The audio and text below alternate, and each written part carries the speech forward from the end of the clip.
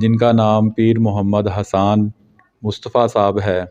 آج ہم ان کے پاس آئے ہیں نئے سال کے حوالے سے پوچھنے کے لیے کہ نیا سال جو ہے نئے سال کے بارے میں جی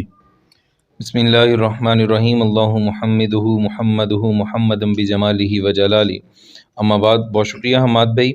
بہت اچھے پروگرام کا حصہ آپ نے مجھے بنایا۔ دیکھیں، زندگی چونکہ مستقل طور پر تغیر پذیر ہے، ملنا اور مل کر بچھڑنا یہ اسی ایک تغیر کی نشاندہی کرتا ہے۔ بلا شبہ 2020 جو ہے وہ پوری دنیا کے لیے ایک ابتلاء کا اور آزمائش کا سال رہا، اور سال 2020 میں کووڈ-19 کی وجہ سے کئی بچوں نے اپنے والدین کو اور کئی ماؤں نے اپنے نوجوان بچوں کو کھو دیا۔ میں آج اس نئے سال کی ابتدا میں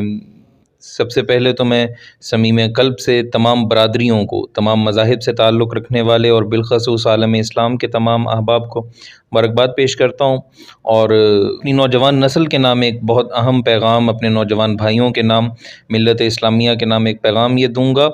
کہ دیکھیں، اپنی زندگی کے ہر لمحے کو باوقار اور باعزت طریقے سے بامقصد بنائیں، اور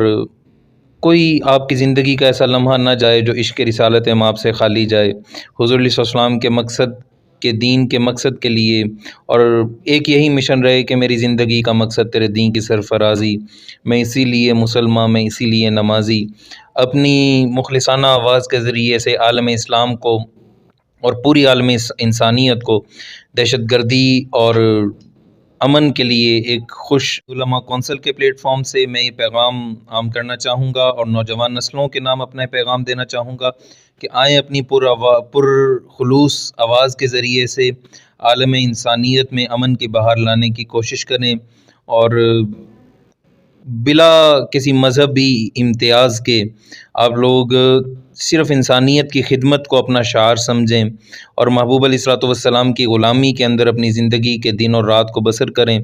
خدائے لم یزل اس سال کو ہم سب کے لیے عافیت، برکت اور رحمت کا سال بنائے، ہمارے رزق کے معاملات میں، جان، صحت و عافیت کے معاملات میں اللہ رب العزت اپنی خصوصی برکتوں کا نزول فرمائے۔